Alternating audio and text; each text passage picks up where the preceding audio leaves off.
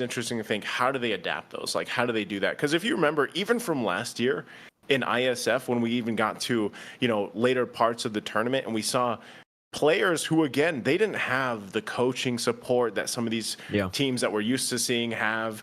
They would actually be the ones drafting themselves. I don't know if you also recall, but back in the Asian Championships last year, when we got to know, was it from eventually Team Little Gun, who became Team Little Gun, right? Like, they were doing the drafting and everything else themselves. And the first time that people really got to see them was on the IESF platform, right? For a lot of people. And then look what happened as they move forward. And so, I think that's always the exciting thing as we kind of watch this unfold. And I know it's like a step at a time, right? We're starting with Africa Regionals.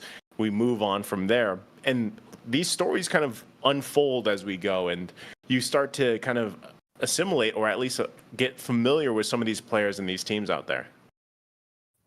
I mean, for sure. I think the fact that we're seeing so many new players come up and show not just their, micro prowess, their macro prowess, but their drafting knowledge as well. The fact that they're coming in here, a lot of these teams without any coaches. Obviously, some of these teams definitely have the help of the coaches, right? I think we talked to Swag yesterday, and he did mention that he does have a Filipino coach. Not a big fan of that African style, apparently, of the Ian Rome and the Helker mid. But, hey, it shows that even if they have coaches, even when they have these coaches trying to help them in the drafts, go for these prio picks, they still have a mind of their own. They can still think for themselves and go for these picks whenever they feel like it's good enough to try to go for those picks. So again, ex-work ban coming down now, it does seem like, for Senegal. They'll be on the blue side this time. Yesterday, they started off on red side up against Tunisia. And for Mali, the Fredrin ban. Yeah. The Fredrin was also banned out, by the way, Naisu. But it was also banned out by red side. It was banned out by Senegal in game 1. You would I think, you know what? Just go ahead and take them out, man. Take out the Fredrin, take out the Barretts. Like, I like that was happening yesterday even. And that's a whole curveball and a half, for a ban of Harley. You're not really expecting that to pop up. But, that, again, every time something comes up like this, even the Hanzo, we have to just assume, again, this is going back to the flavor that they mentioned in the interview. And there's obviously a very distinctive meta that's formed over there, of course. And this is opening up a lot of interesting possibilities for already lineups, because so far, depending on what these last bans are for the first phase, it's going to be a Masha. I was going to say Chip and Luyi, right off the top of my head, are going to be open, and very powerful picks that either of these teams could actually take. They're both open, with the Minotaur being the last ban for the first phase. So let's see, exactly what wants to be the priority here for just starting things off on the right foot. The Masha ban is so interesting for me. The Hanzo ban as well. We saw this, by the way, from Team Tunisia. They banned in the second phase towards Senegal. So I feel like Kiloane is just secretly an absolute beast on the Assassins, right? Especially the Hanzo, because when you have one team, when you have Tunisia banned out, okay, maybe it's just more of like, they just really hate Hanzo. But when you have two he's teams, a top. What is that called? Exactly. The Supreme. Is it Supreme? Yeah. Yeah. Supreme. Maybe he's global. Global on that Hanzo. Global. We never know, but they're still going to go and utilize that Lo Yi. Same first pick, just like yesterday, but they did, pick the Roger together with the Lo Yi. They've left open the Barats, though, the Angela as well. And it does seem like for Mali, they have the opportunity to go for that. If they want to go for brawls, they could definitely pick that up. The Clint, though, will make an appearance here in our first game of the day. Early, very, very early Clint pick, but we do see that Barats. Okay. It was left open. You might as well pick it up. They also are the ones that took out the Fredrin. So, that kind of gives the idea. But this is already a lot of utility that's going to be picked up here from Senegal. They have the Luyi. Now they have a Matilda. There's a ton of just kind of early damage they can utilize, but also just using the diversion. Like, this is something. And then there's the power pick. Of course, Yuzhong was on a roll yesterday, especially in the XP lane. And we saw teams kind of try to, figure out what is the answer to the Yuzhong over here for these African regional qualifiers. We even saw the Belric man pop up, and that did not work out too well against the Yuzhong. So again, we'll see if the answer is going to be there. But so far, as that first phase is already done, locked in, I'm going to have to give it, I actually like the lineup here for Senegal right now, specifically because they had the power pick of the Lo Yi and the Matilda. And we know how strong these two heroes are. Barrett's is great. Like, he's a great tanky utility jungler, farms up really quickly, is kind of that, you know, that front line even if he needs to be. And you can make some great plays too with the Daytona's welcome, but just the utility available all alone on these first 3 picks from Senegal, I think are really top tier right now. They got so much utility to play for, right? They got that diversion. The Yuzong can be sent to flank. Heck, I think even the Mathilda at this point can be sent to flank, and then maybe he can bring in another member, another initiator, perhaps with that guiding win in, if they will actually go for the initiator for the jungle. But right now, Baksha is going to be taken out. That's a very interesting ban on the chip, right, in the second phase. Definitely not used to see the chip getting ignored completely in the first phase. And the Moskov, too. Usually it's a very, very high priority pick.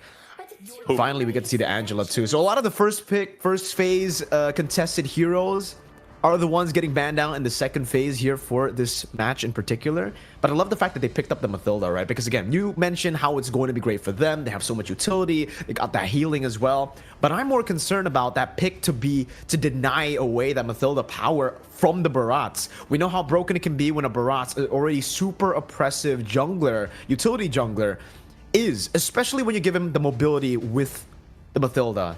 That's one of the big, you know, things, big weaknesses that you can punish about the Barats, for the Barats, is the fact that he is very, very immobile. So denying that Mathilda pick away and adding more mobility in your lineup, which already has insane mobility, one a blink, a teleport, and the other a black dragon form that can be used to just fly out. But it does mean that for Team Mali, they need a bit more of that movement speed. They want to try to give that Barats, you know, cover those mistakes or those weaknesses from the Barats. And that's why I think they went for the Rafaela.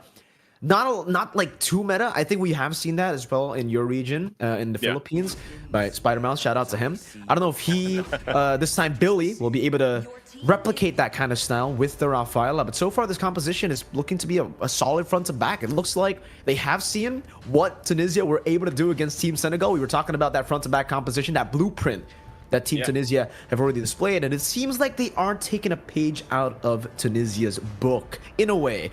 But it's still going to be that Akai for Kiloane. It does seem like when he doesn't get his hands on the Baksha, on the Hanzo, when it's banned out from him, he opts to go for the Akai, the big panda. Yeah, you might as well. You know, you're going to go against Barrett's anyway.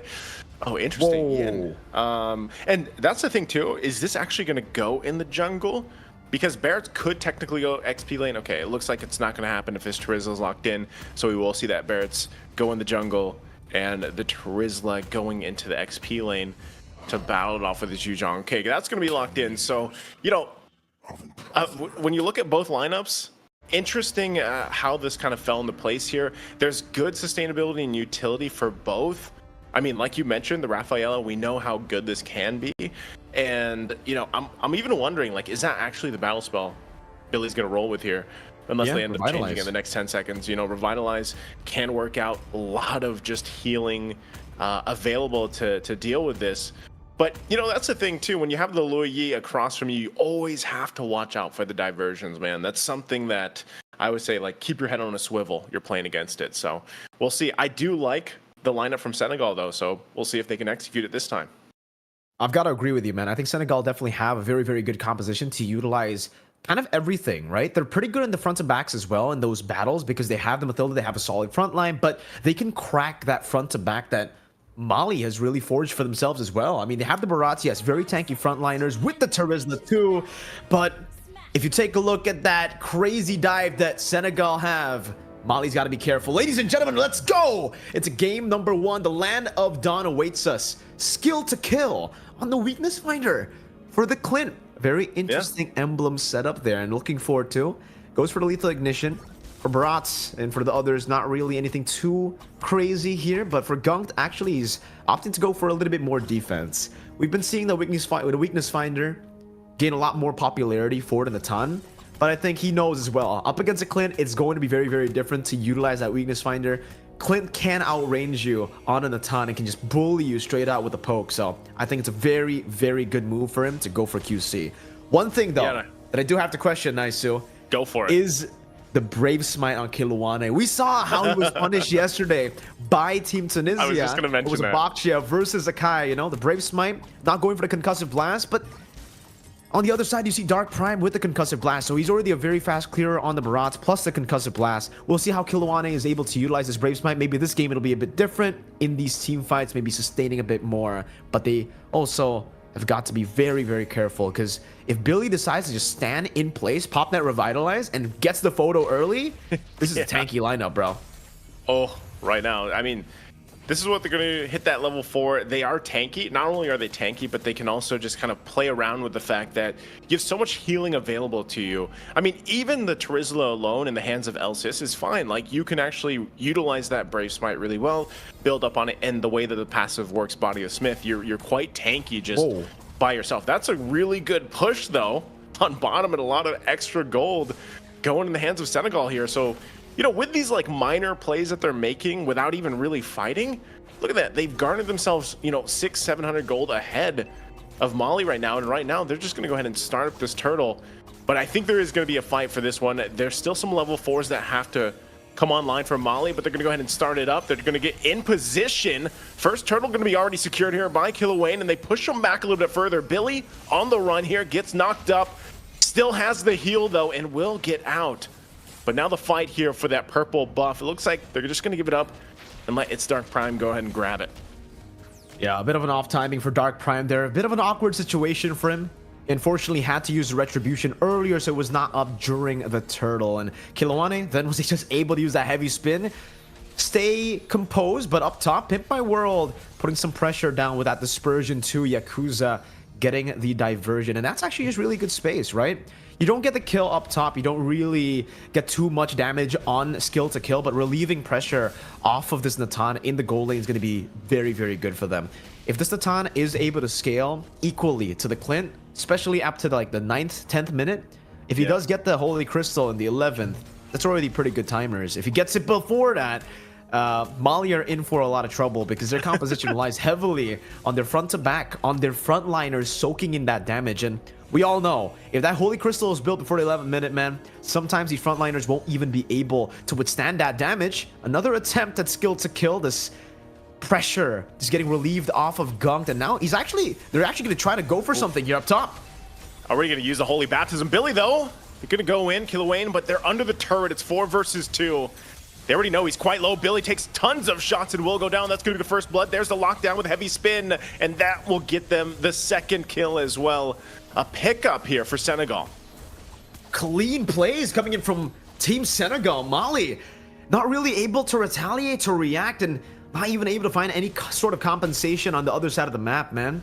They rotated Dark Prime towards the bottom lane. They try to get Diablo, but it seems Diablo has been able to play this weak side so well. Knows that his team was up top, doesn't want to use too many resources, doesn't want to overstep in the bottom lane. He knows that the turtle is going to be spawning, and he will be the strong side eventually again when that turtle spawns, and we've actually reached that point. A 2,000 gold lead already held down by Senegal, and Diablo's doing a bit of damage, has the Black Dragon form, but he just calmly just, you know, goes back out. He's done enough damage to Elsis, and I think that might just be a good angle for Senegal to secure another neutral objective for free, but Dark Pride wants to fight for it.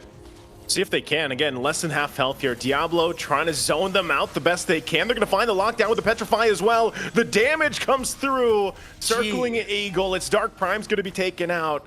And that's just going to be the objective now in the hands of Senegal. All they had to do was take the jungler out, and they secure it themselves. So very good timings here that we're seeing from Senegal. This is good improvement from even yesterday alone. The synergy is way better in the draft as well, right? This time, they're actually more of a kind of a kite back composition. They have a little bit of dive, but they can kind of do both. They have re-engage and a Black Dragon form.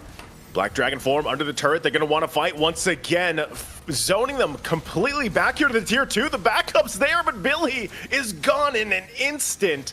The heals are not enough to save him. They'll lose this turret too, as the next wave is going to be pushing into the tier 1. Senegal very decisive in what they want to take, and even if it's just a kill or a couple ultimates down, they're happy with that. They've garnered themselves nearly the 4,000 gold lead at this point, and they're fully confident in invading this side of the jungle as well to keep putting pressure on Mali. And it's Dark Prime having a hard time. He's got to rely on Billy to help him out. And they have the sustainability to help them out. It looks like 4 members are going to be here. This could actually just break out into a fight. Flicker armor going to be used. Going to want to fight him up. Daytona's welcome, but they get shot into it. Heavy spin goes down too. Diablo's going to fall into the penalty zone. And it's 1 down right now for Senegal. And the buff was secured for its Dark Prime. Finally on the board, Mali. Dark Prime as well, able to out-retry Kilowane in that initiation, in that team fight. But again, it does seem like, even though, you know, that's the first big win for Mali. It's a small win, but it's their first win in this game so far. That's a war axe actually built up by Dark Prime. So very, very interesting build here. Still wants to be a very, you know, I think he wants to be a little bit of that damage dealer, hold the lines by dealing damage, not only just by being a frontline, because the Clint has been behind in the early game.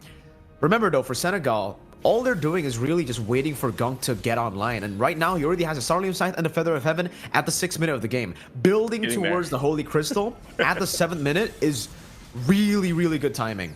Yakuza has hit his power spike too, technically, with that Enchanted Talisman. The base damage plus that Enchanted Talisman will be able to do a lot. Heavy spin! Heavy spin, gets the black shoes out. Circling Eagle going to find 2. So still, they're going to respect it. They're just kind of, once again, getting things out. Retry was used as well. So it's Dark Prime. He's not going to have that. This is going to be a turtle just taken for Senegal. There's no way they can really contest this without even having that retribution. And so now that's the 3rd turtle now taken from Senegal. They're actually going to want to fight a little bit longer. Under the turret, it's a full-on fight. Dragon form going to be used as well. But look at the heals coming through. The Gunk is going to be able to survive, but look at the setup, the Petrify on top of it, the knockup, all under the tier 2 turret they go. They're taking too many shots from the turret, though. It will be a trade. It's a double for Elsis, but now here's Gunk, fully healed, backed up. He'll get the kill, looking for more with the entropy, and gets the double. It's a full-on wipeout.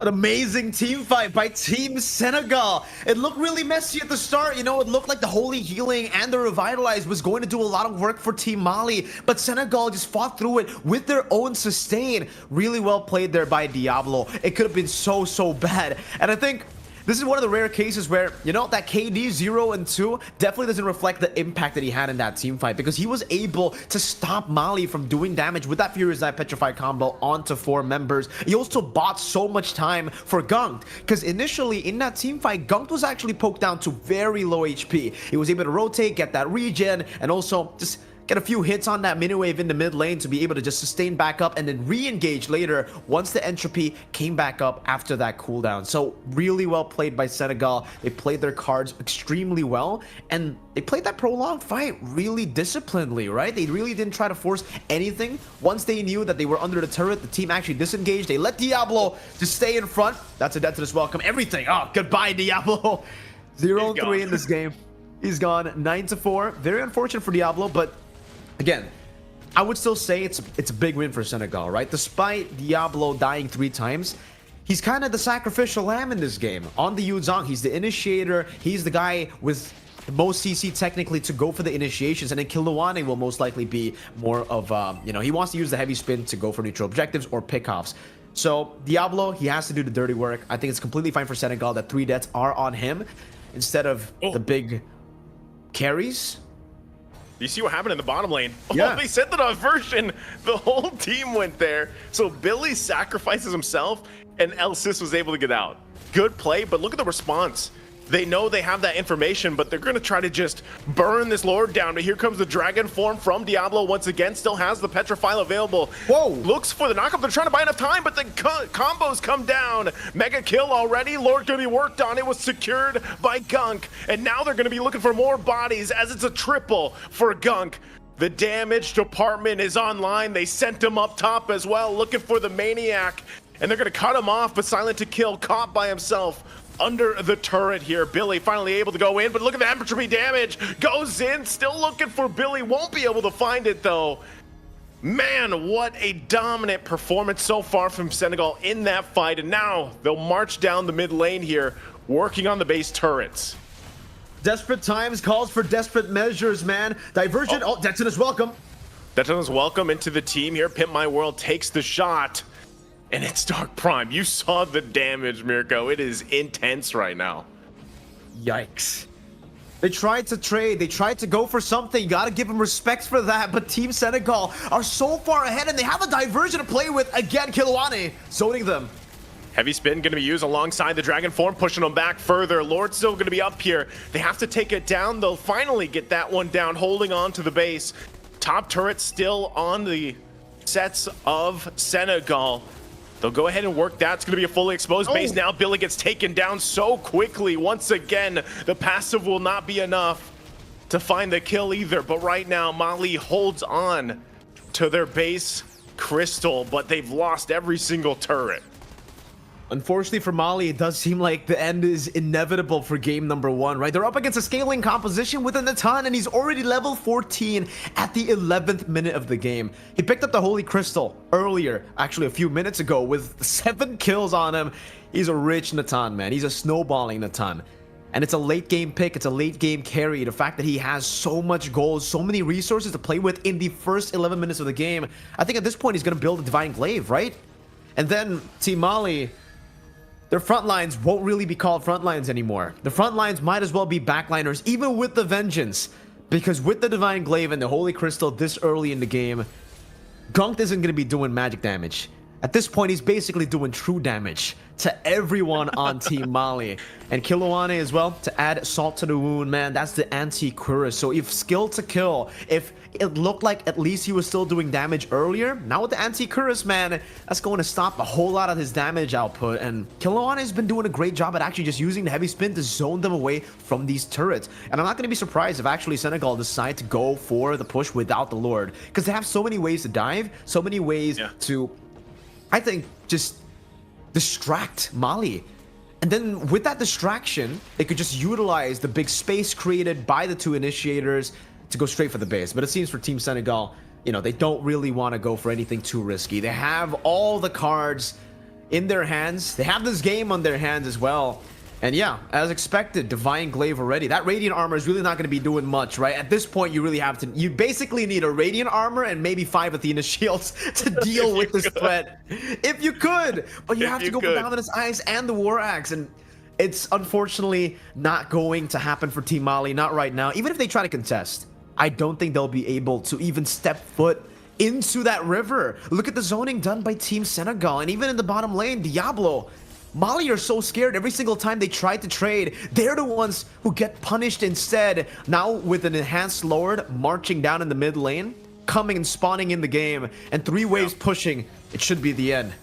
Oh, they're actually already going to use it. All right, Circling Eagle early on. Not waiting for the Lord just yet, but we've seen this before, Mirko. This could be that push that ends this game number 1 already. So we'll see if Mali's able to do it again. They've been down by 11,000 gold for a few minutes now. Big item pickups all online. Look at the damage already. Dragon Form onto the team. He doesn't commit it just yet. They're going to have to work on the waves and the Lord here. Trying to zone them out the best they can. And that's going to be its Dark Prime gone in an instant. He goes in with a Furious Dive, knocks him up. Base going to be worked on. And it looks like it's going to be game number 1 in a dominant fashion going in the hands of Senegal. Well played, the Team Senegal. Playing it clean, clinical gameplay there, not really forcing anything in the game, just utilizing their leads all the way from the start. And I think this is what we kind of expected from yesterday's performance as well, because up against Tunisia yesterday, they were swept 2-0, but it didn't look like they had no idea how to tackle the game. They had very, very good plans. They had the winning condition in their minds, but unfortunately, they just got out-executed, right? And this time, it definitely felt like Team Senegal with the loss yesterday, they've definitely, reviewed the game again, looked at it again, and improved. And that's why we were talking about the losses yesterday that could turn these teams into absolute monsters. We've seen teams in a lot of different tournaments, even in IESF before, lose out in the upper brackets or in the first few matches that they play, and then they utilize those losses to scan their mistakes, to learn from their mistakes, and come back even stronger. And I think that's exactly what they did here. Started with the draft. We kind of criticized the draft yesterday for being good, but also lacking that synergy. This time, they got that down. They got the heavy spin and the Loyi combo that they were expecting, they were expected to use yesterday as well, but now it definitely worked way better. But on top of that, they went for the Natan instead of a diving MM in the gold lane, like the Roger that we saw yesterday. So technically, with that Akai, it just provided so much more space for the Natan. They were able to relieve the pressure off the Natan in the early game up against the lane bully and the Clint as well. And they won in the neutral objective battle through invades, which was kind of unexpected, honestly. We were expecting them to win in the team fights, but definitely not in the invade department. We didn't expect you to kind of make a lot of these invades happen in the early game, but I guess when you have a Mathilda on your team, that's kind of what you expect. Even when you have a Brave Smite, even when you don't clear as fast as the Barats, the fact that he was able to bait out the Retribution from the Barats so that he could secure Turtle #1 for free, that was already just such a big win for Team Senegal, because that should be the hardest part of the early game. Winning out in a retreat battle with that heavy spin, usually it's 100-0, right? It's not even a 50-50. But with the Barats in the fray, with the Death is Welcome, that's anti-CC. It makes it a bit more 50-50. Luckily, no Retribution though, so good forced errors placed down by Team Senegal. And then after that, the way that they snowballed was just so clean. Always using their advantages, using the diversion to catch them off guard, the opposing team who wanted to utilize the mobility as well from the Rafaela, the clear speed. And for, the first 6 minutes, the Barats was actually pretty comfortable. Despite not getting the first two turtles, he was still leading in XP. It just goes to show you how strong that clear speed is for the Barats in the jungle, especially with the Concussive Blast and the War Axe Rush. But unfortunately, he wasn't really able to tank up that damage, soak in that damage up against the Natan. Heck, the Terizla with the Vengeance as well. I get the idea. On the Terizla, you want to go Vengeance up against a Natan technically in this game because you want to soak in that damage. But I think the better plan would be just to maybe go for the Flicker, win that lane in the XP, and then rotate to try to catch that Natan, bait out that Purify. Unfortunately, that kind of happened. They tried to overwhelm the Natan with a Purify, and they did get the Deton's Welcome on him in the late game, but then the Purify was still up. I think in this whole game, Niso, we saw the Natan Purify once, and it was in the game-ending push. Yeah. I mean, hey, you called it before the game even got to that point, right? You're like, I think it was the 11-minute mark you mentioned, 11-minute mark, you're locking in that Holy Crystal. Even before then, he already locked in the 2 items that was needed, that was necessary to get online pretty much. And then once Holy Crystal was there, Radiant Armor alone wasn't going to help you. And I think that's why at the same time, you're thinking, all right, Raphael, at least we have heals. At least we even have that Revitalize, that can help us out. But it didn't. I mean, there was what I have to say that Senegal did really, really well as they approached those fights in the early game before the power spikes went out of control for them, was that when they approached the fights, especially around some of these objectives, it was to a point to maybe get a Holy Baptism out that was utilized. Maybe it was a Revitalized, the heals. They played around the push and pull very well in the early game so that they didn't get overwhelmed by that healing, by that sustainability. And then they were able to eventually just kind of snowball from there. After they played that really correctly or really well in the mid game especially, then they just took off from there. And I think that's what happened. So it's again, when we went back to the draft, man, and we saw those first 3 picks. It was the Loyi. They locked in the Loyi. Then they had the Matilda. And the second pick was what was the second pick? Second pick for Senegal. Mali? Oh, for Senegal. For Senegal. I know it was Loyi, and then there was Matilda. Second pick, I can't remember. Yuzong. So the Yuzong. So power pick so far, just in general. But then Yuzong is after what we saw yesterday, man. I don't even remember if Yuzong had 100% win rate just yesterday. 100% win rate, right? So we were saying this is the hero in the XP lane for this region, and they played it. Diablo played it to the T. And even though he died a couple times, it was just he had his timings on the Furious dives perfectly. And I think that's why at the same time, Killuane, he had free reign on how he wanted to use heavy spin. And that's what, if you really want to talk about when you lock in an Akai and you can just have that freedom to decide, do I want to lock down? Do I want to just focus on these objectives and farm? That is such a good place to be for any jungler, or especially on an Akai, of course. Because he can rely on the fact that, we have a Yuzhong, right? Diablo's going to find the sets. He gets the Petrifies off really well. And if not, we have a Matilda or even a Diversion. That's what I was saying. Those first 3 picks were so much utility that there's literally a tool in the tool bag for every single situation that Senegal could have utilized. So that's what I loved about just the first 3 picks alone. And then they really rounded it out as they went throughout the rest of the draft, and it was executed very I would say nearly perfect here for this game one. That's why the drafts are just so important, right? We were emphasizing on the point of the drafts being the main tool in the online qualifiers for the Africa region. Because again, yesterday as well, every single time, I think we were able to pinpoint the better draft. You know, all 6 games that we were able to cast yesterday, it just looked so much more convincing for Team Senegal because they had the right I think choices to go for in the draft. They had their mind on priority and they went for the Loyi and then straight up into the Mathilda denied pick that also works really well in their composition that wants to dive and wants to go for the Akai, and then they pick up the Yuzong. Yesterday when they went for the Loyi, when they went for the Roger at the start of the game, it was traded out for the Yuzong and the chip by Tunisia, right? So for Senegal this time, when they already have the understanding of the prio in the meta currently, and they're able to get so much of their hands on these big picks, it just felt like Team Mali were kind of playing more towards their comfort than towards the meta.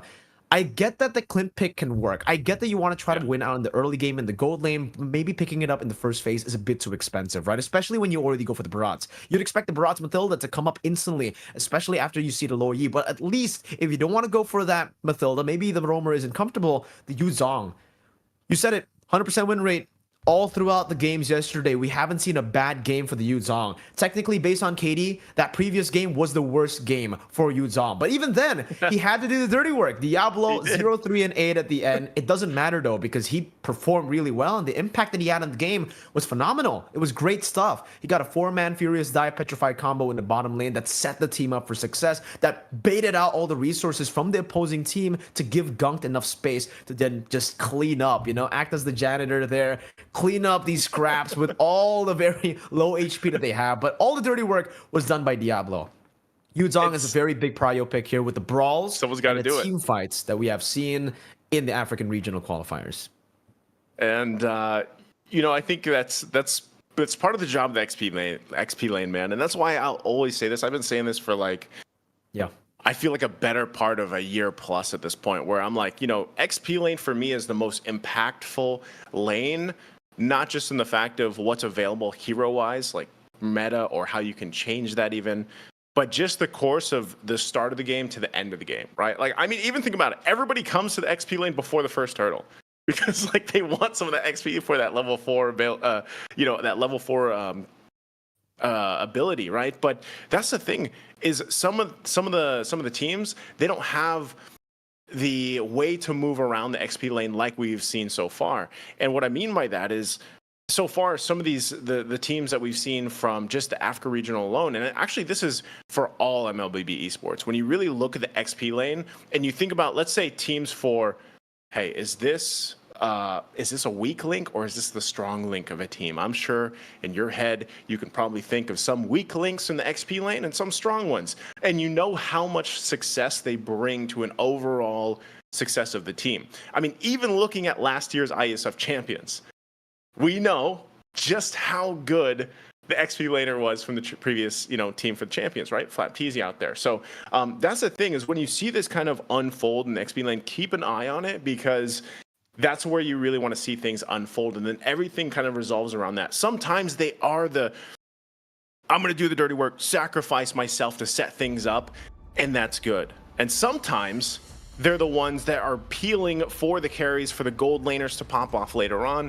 and do things and set things up that way. So that's why I love the XP lane so much. So, you know, I don't main it. I'm a mid main, you know, I'm a mage main, but I really appreciate watching these guys play in the XP lane. So let's see what happens here. We go into the draft for this game number 2.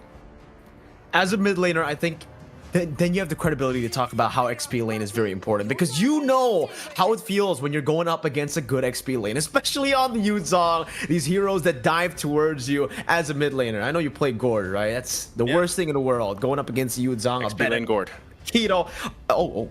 Maybe that's the new meta that, you know, we might see from them. I highly doubt it, though. We did see a Gord just yesterday, but it was played in the mid lane, the usual role. But hey, we did see a Yin roam. I won't close that out. You know? We might see that. Still, though, you can see that respect for the Hanzo in the first phase. Still the respect for the Masha, too. Not a lot of crazy changes here in the draft so far, despite the change in sides.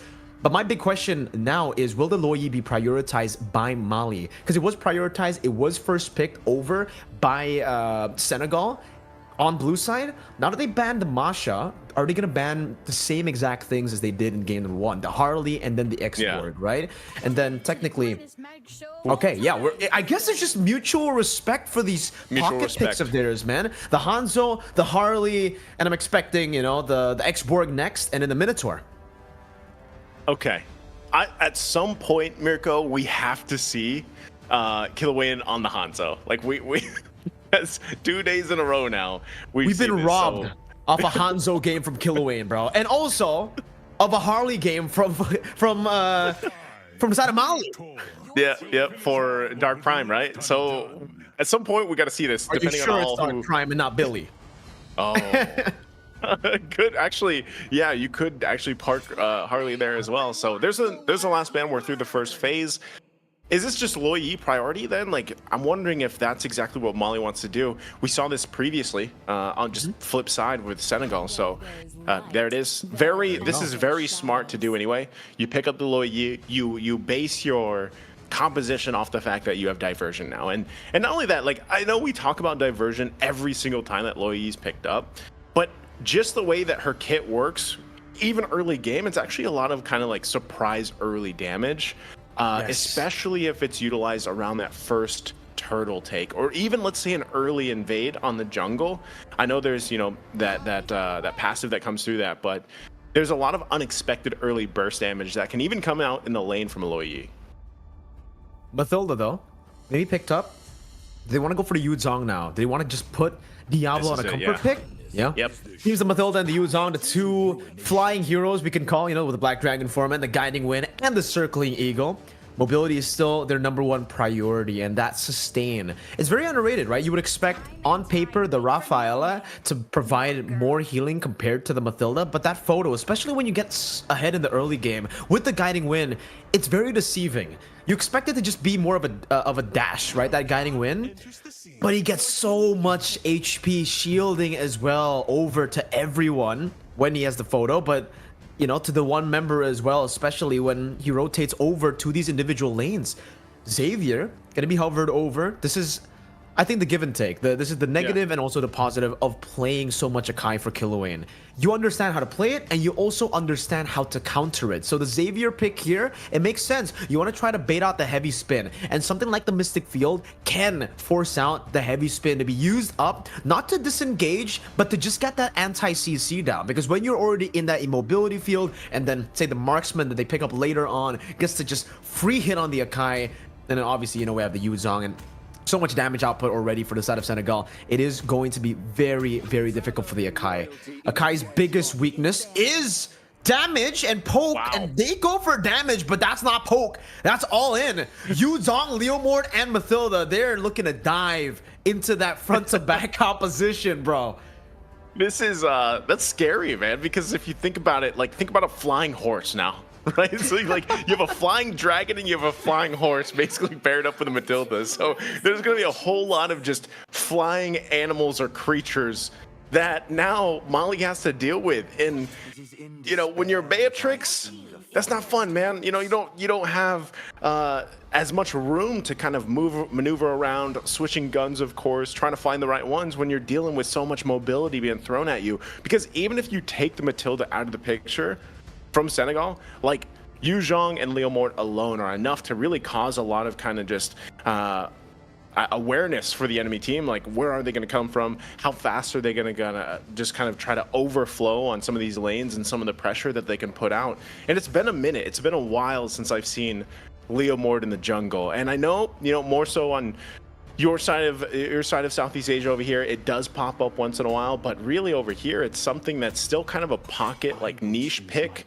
And it really is certain, you know, players and junglers that can pull that off. But interesting too, we're going to see some of these roam bands banned out from Senegal. We saw the Angela now, the Arlot's taken out. So I'm still kind of wondering, you know, with this, what is the game plan here for Mali to hopefully get them to a game 3? Let's see.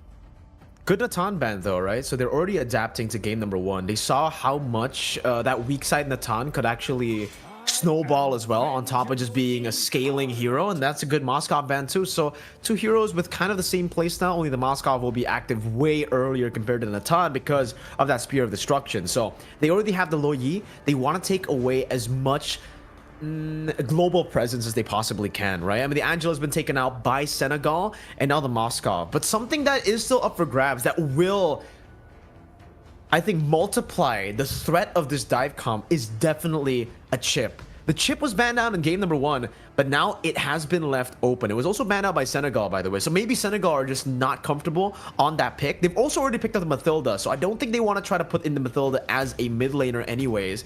But still, that's definitely something that you can still think about here for Senegal. If they really want to go for the brawls, safe choice though would probably just be a mid laner. And yeah, they're doubling down on that dive, bro.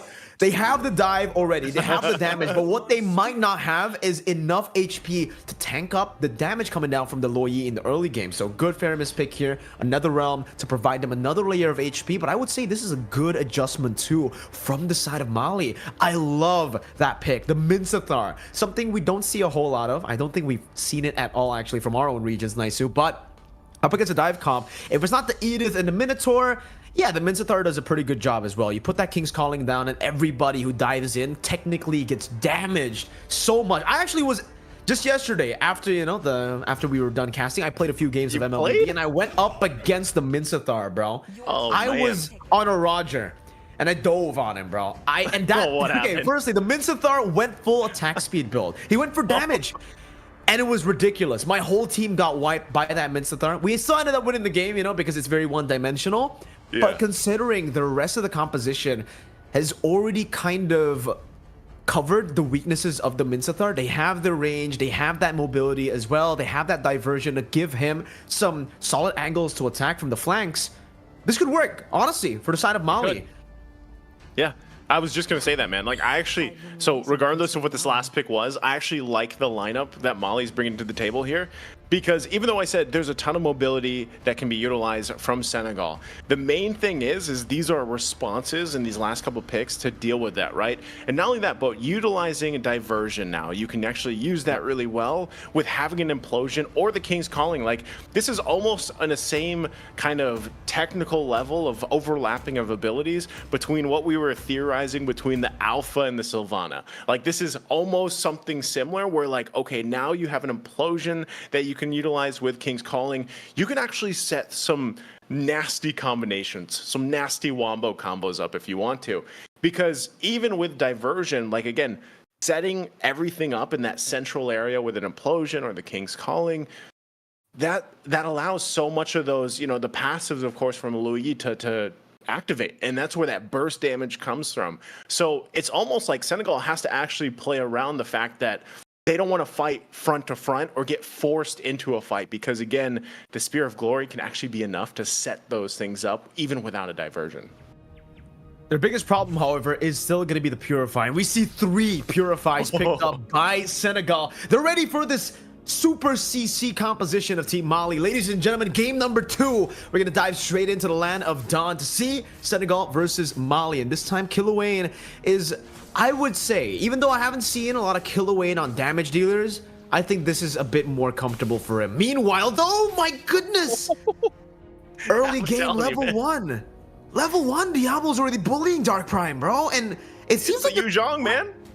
Wait, Naisu, Dark Prime is now in the XP, no longer in the jungle. Elsis is taking over in the XP. Okay, so so wait, hold on. They did a little swapperoo right now, but gonna be fighting for these resources. We'll talk about that in just a second. I think they're just gonna force him back here. Oh, they're gonna get caught by Diablo, who comes in, crashes down. What a response and a rotation early on here to put Senegal on the board 2-0. What a great start for Senegal. They started 2-0 as well just in the previous game, but this is so much earlier. First minute of the game and they were able to get the first 2 kills down. Good rotation by Diablo, and obviously it's through the lane priority. He was able to win out in that lane so early, and I think for Dark Prime, he did not respect the level 1 power that the Yu Zhang has in that lane. If you go all in up against the Yu Zhang in the early game, especially level 1, you're not going to be able to live to tell the tale. But it also seems like Senegal want to use the strong side in the bottom lane, Naisu. Bottom lane, okay. It looks like he burned the flicker out. So he did that, but that's what we were talking about. They were setting things up there in the bottom. Now they're here on the top, but Turtle's going to be spawning too. So this is kind of up to Mali. What do they want to do? Do they want to waste so much time up here on top side? It looks like Ellis is also going to get in position at least to show face for this Turtle, but it might just be better that they give the first Turtle the game up. Diablo once again rotating here. They're going to find Ellis out. Heavy spin going to be used, and there it is, secured once again by Senegal. Let's see if they actually still want to fight. Circling Eel going to be used as well. Now into King's Calling. Looking for is the one to go down. And now it's going to be Dark Prime. The focus in the fight under the orange buff as he falls to Pimp My World. And there they go. Senegal once again getting the momentum. Insane momentum. 4-0.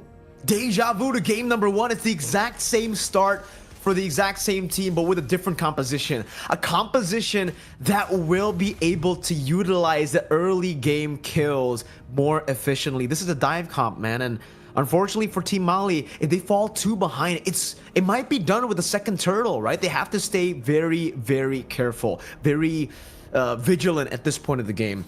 They have to play towards the Beatrix, I feel, and also the Lo Yi. Looking for and skill to kill will be the two ways that they can actually hold the game off in the mid game to maybe scale off into the late game. But all the way from the start of the game, I actually realized something. Skill to kill, he didn't go for an item. I don't know if he sold his item a bit too late. I think he wanted to go for like the item swap from boots into a dagger at level 13. And now another dive. Oh, that is just... This is what I was talking about earlier, man. I know, you're going to that explanation there, but I was saying the pressure from Senegal's lineup, if they want to just overload a lane or any member of Mali, that's exactly what they're going to do. Just like that, we saw it unfold there. And they'll get that tier 1 on top as well. Oh, man. It almost seems like I say it and it happens, right? We were talking about how they need to play for the Beatrix, the Lo Yi, and another dive! Mid lane again! Furious dive with the Petrify combination. Looking for will not be able to escape as he's taken down. Heavy spin already going to be used from Elsis. Black Dragon form, but they're going to fight it out in the mid lane. Flicker comes into the King's Calling, though. Do they even have enough to fight off? They don't. Dark Prime will fall too. Multiple bodies down for Mali. Senegal again just comes out clean, and that's going to be a turtle in their hands as well. I said Mali needed to play with the Lo Yi, needed to play with skill to kill on the Beatrix as well to maybe possibly hold off in the mid game and then scale into the late game. Right as I say that, Senegal take over, they dive. One of the key factors to actually keep the game going, skill to kill shutdown, looking for shutdown even harder. And I was also saying that the game might be over after the second turtle. Senegal beat that as well. They said, no, we're going to end it technically before the second turtle even spawned in the game. They just dove in the mid lane and they were so far ahead with this dive composition that they were able to take control even with the King's Calling placed down. It almost technically had no impact there, right? I mean, the Purify just got them out of the stun, and Billy even isn't really able to get an implosion. He gets poked down so early even before the skirmish even happens, and he can't even utilize the flicker aggressively. Now another invade. Oh, they're gonna go again, once again on the purple buff. Elsis has to use the heavy spin, trying to get out there. Dragon form gonna be there to help him out too. Lockdown once again under the tier 2. They don't care about the shots. Diablo's gonna be the one to fall. This is the fight back from Mali though. They're able to get 2, and Senegal went a little overzealous in the exchange. Okay, there you go. That's the King's Calling I was talking about, right? When everybody dives in and nobody's able to disengage, nobody's able to utilize those dashes, you can still be caught. And that's why we were giving, a little bit of credit to the X factor that is the Mincathar. If Senegal get too ahead of themselves, they will give out shutdowns. And those are some big shutdowns that they actually gave out. Luckily, it's actually only on Diablo, right? They give a big shutdown from Diablo over. And technically for Senegal, they'll still be able to utilize most of the space. And Team Mali, on the other side, won't really be able to utilize any of the space that they created with that winning team fight to get any of these neutral objectives or even an objective, a structure on the board. So it's still all good for Senegal. That little mistake could just be a reality check for them, could just be like, a bit of an awakening for them, now understanding that, okay, the Mincathar can be a problem if we all dive into him, especially when our Purifiers are still on cooldown, and then there's an implosion to follow up the King's Calling that already locks us down in that big circle. So now Senegal, play it slow. They have all the leads that they have. 4,000 gold lead. Diablo still on the side as well. Turtle number 3, it seems like is going to be contested by Team Mali. Circling Eagle going to be used. Right now, Mali trying to get in position. It's going to be kind of just felt out for now, though. Look at the Dragon form going to be entering the fight, the fray. Whoa. Trying to zone them out the best can. Phantom Steed going to be used as well. Still fighting for it. Dark Prime is going to be the one to fall. And Diablo once again on the backside gets locked down with a heavy spin. But multiple members make it 4 are gone from Mali. What just happened? Looking for, tried to survive. He went to the diversion. He actually did get the diversion down, but then the DOT, that damage over time for the passive of the Yuzong, just kept on ticking. That was a fadeaway kill for Diablo and Team Mali. Oh man, I think they saw the last team fight. They thought it could work, their composition, but they completely forgot that there were very specific conditions for them to actually win that team fight, right? Earlier, it was between the tier 1 and the tier 2 when they won that team fight. And it was also Senegal diving in way too deep without their purifies. When the purifies are up, that combo cannot work. And Team Mali went in without the conditions, the specific conditions that they needed to win that team fight. Senegal just completely obliterated the forces of Mali there. And now we're seeing Mali on the defense. They can't really step up of their own base. If they do, well, they technically can, but they're 9,000 gold behind. Kilowane has a big Blade of Despair in his inventory. Heck, Pimp My World, at this point, he has the photo as well. He might actually have Blood Wings to get more shielding, or maybe just another magic item so that he can give more shielding and healing for the team. Dark Prime recalling the wrong bush, pops in the Knight's Call. Oh no, the King's Calling is not going to be ready. The diversion as well. Naisu, 2 big ultimates have been baited. And Senegal could use this. This is a window of opportunity for them to maybe crack the base open without the Lord. No. Into the jungle. It looks like there was a fight. Billy, though, he's going to take the brunt of the damage. Phantom Seed going to be used. Heavy spin already there as well. Circling Eel on the backside. Trying to keep them zoned away from Elsis. It's a double for Gunk. Now Gunked online. They're going to force him back even further. It looked like from the map, Billy just approached that bush blind and got caught. So unfortunate for Mali. Now they're even further behind. Just like before, it's 11,000 gold gap between the two teams. Lord going to spawn here in a couple seconds. But right now, Senegal now going to set their sights on getting these shields down. They're going to work the best they can. Circling Eagle, they might just look to put some more pressure here. Gunk, half health, has quite a bit of shield as well. Turret's going to be worked on. Nearly half health on the turret, and Lord now for the taking. I'm not sure if Mali can even really contest this. They're just going to have to go into defensive mode in the base.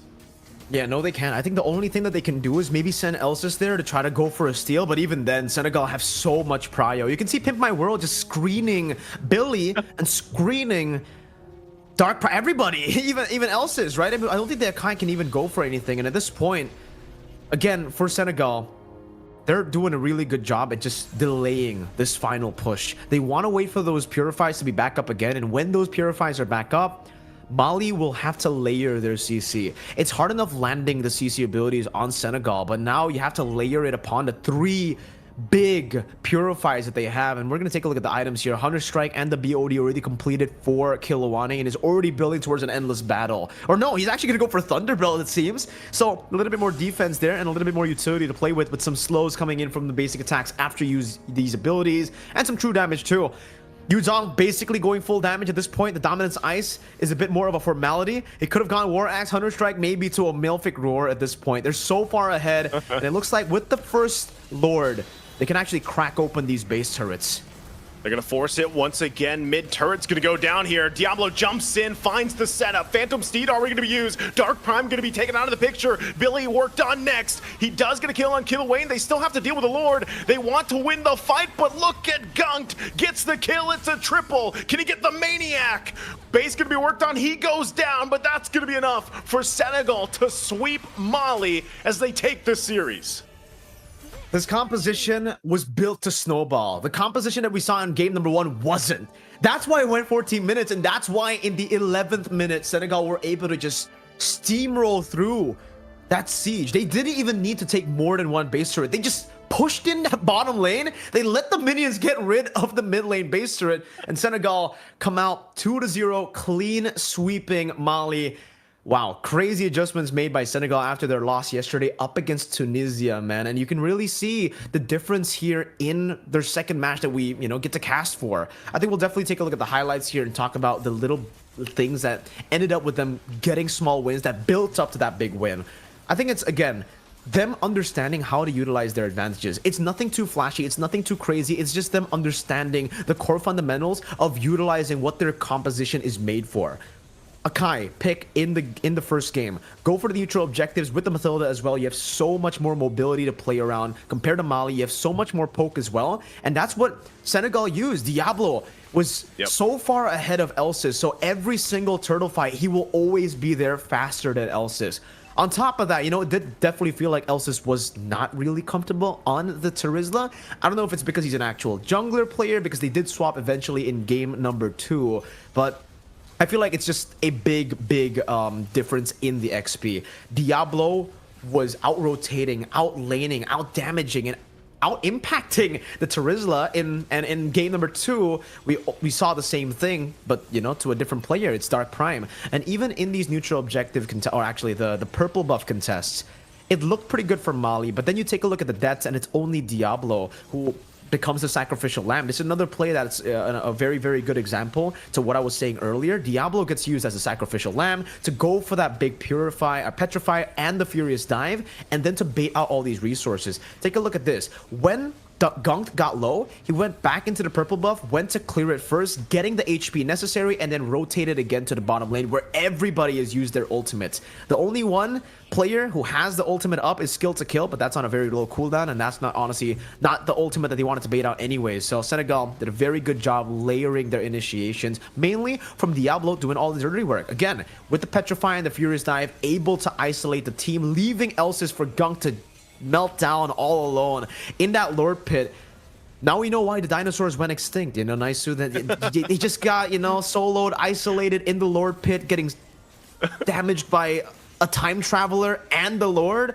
Definitely not a fun time for that dino. Definitely not a fun time for Detana or Barrage. And, you know, again, we did mention that in game number 1, it was still a scaling composition. Despite them having such a massive lead in the first 11 minutes, they were not able to end because they're not a dive comp. And that's what really ended up prolonging the game. Mali, they were just reacting to all the plays. So it was really just Senegal not having that brute force damage to actually crash and take the game in an 11th minute. But it was a completely different story for game number 2. They had a composition built for that early game.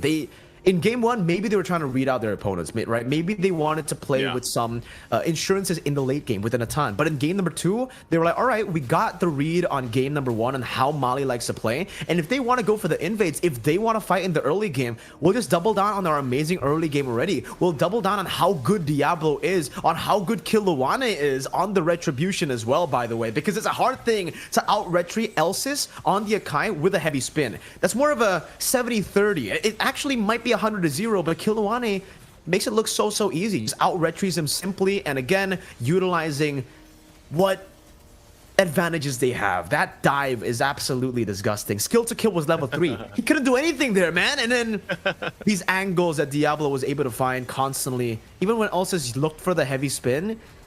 When you have to use the heavy spin on one member to disengage, it's all cool. It's still good. 2 members, sure, right? But when you have to disengage on 5 members that dive on you, especially with a guiding wind, 3 purifies, and so much damage in the early game. We were talking about how poke is the biggest weakness for the Akai.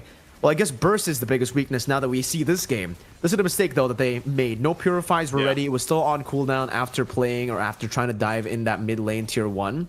So they did make a mistake despite this dominant game. And I think, you know, for Senegal, they were okay to make that mistake because no real structures were taken down after that. Mali were unable to utilize that little win in that team fight. And again, I think for Mali, they failed to understand, they failed to recognize the very specific condition that their composition needs to get before winning a fight, right? They needed the purifies to be baited out. They needed to layer their CC. And unfortunately, at this point, when they were actually able to layer their CC properly, it was a bit too late. It was already when Senegal had a, 12,000 gold lead on Mali.